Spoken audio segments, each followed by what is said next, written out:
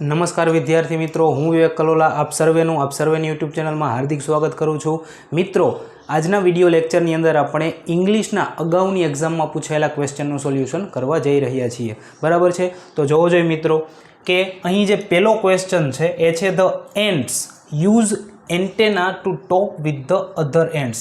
મિત્રો, એક વસ્તુ હંમેશા યાદ રાખજો કે જ્યારે પણ કોમ્પિટિટિવ એક્ઝામની તમે તૈયારી કરી રહ્યા છો અને એમાં ઇંગ્લિશના ક્વેશ્ચન્સ આવે છે અથવા તો કોઈ પણ વિષયના કોઈ પણ ટોપિકના ક્વેશ્ચન હોય, બરાબર છે, તો એમાં પ્રશ્ન હોય અને નીચે 4 ઓપ્શન હોય. તમારી નજર હંમેશા નીચે આપેલા પહેલા 4 ઓપ્શન ઉપર જ જવી જોઈએ. બરાબર છે?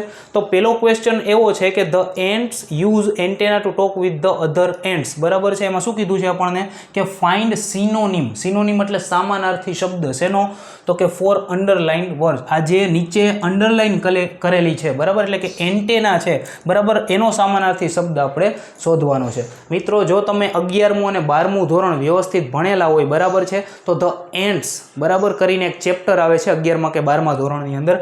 તમારે એન્ટેનાનો એટલે કે એન્ટેના છે એ સ્પર્શ ઇન્દ્રિય એક ગ્રંથિ છે, બરાબર છે, કે જે કીડીને છે એ શું આપે છે? હિન્ટ આપે છે કે અહીંયા કોક છે એમ. બરાબર છે?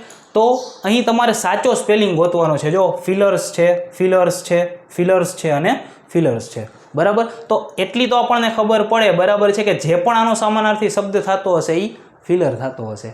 ક્લિયર છે મિત્રો? તો અહીં સાચો જવાબ શું આવશે? બરાબર? તો હવે જોવો જોઈએ કે અહીં ફિલર્સ છે, બરાબર, એ શબ્દ શેના ઉપરથી બનેલો છે? તો કે ટુ ફીલ. શેનાથી?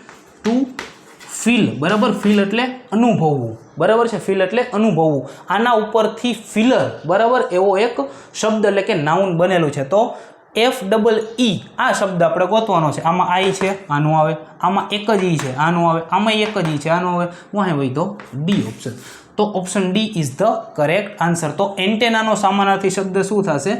ફિલર્સ થશે.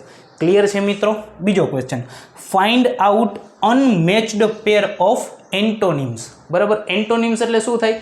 વિરુદ્ધાર્થી શબ્દો. નીચે તમને 4 પેર આપેલી છે, બરાબર, એમાંથી તમારે અનમેચ્ડ એટલે કે ખોટી જોડ. કેવી? અનમેચ્ડ એટલે કે એકબીજા સાથે મેચ નથી થતી એવી ખોટી જોડ ગોતવાની છે. બરાબર છે?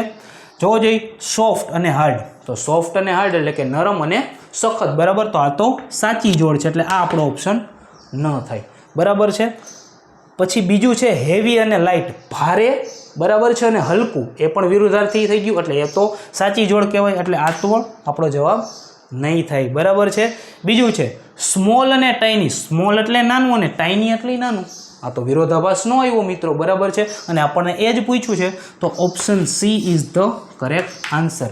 હવે અહીંયા જવાબ આવી જાય ને એટલે કેટલા ડી પાહી જાય. બરાબર છે? એક્ઝામમાં તમારી પાસે બહુ ઓછો સમય હોય છે. બરાબર છે મિત્રો? તમને જવાબ મળી જાય તો એ ટીક કરીને પછી આગળના આગળના ક્વેશ્ચન ઉપર જતું રહેવાનું હોય. ક્લિયર છે મિત્રો? હવે જોવો જોઈએ third question, Puja blank to a great musical concert last night. બરાબર છે? અહીંયા શું આપેલું છે મિત્રો? બહુ સરળ અને બહુ જ ઇઝી ક્વેશ્ચન છે. બરાબર છે? તો જોવો જોઈએ અહીં કે તમને અહીં લાસ્ટ નાઇટ આપેલું છે. લાસ્ટ નાઇટ શેમાં આવે? તો કે ભૂતકાળમાં આવે. તો નીચે 4 ઓપ્શનમાંથી જે ભૂતકાળનો ઓપ્શન હશે, બરાબર છે, એ તમારો જવાબ છે. બરાબર છે મિત્રો?